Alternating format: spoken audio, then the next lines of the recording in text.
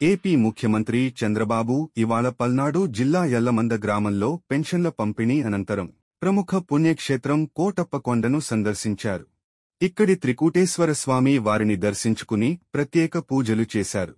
ముఖ్యమంత్రికి ఆలయం వద్ద రాష్ట్ర దేవాదాయ శాఖ మంత్రి ఆనం రామనారాయణరెడ్డి, దేవాదాయ శాఖ కార్యదర్శి సత్యనారాయణ, ఆలయ అర్చకులు పూర్ణకుంభ స్వాగతం పలికారు.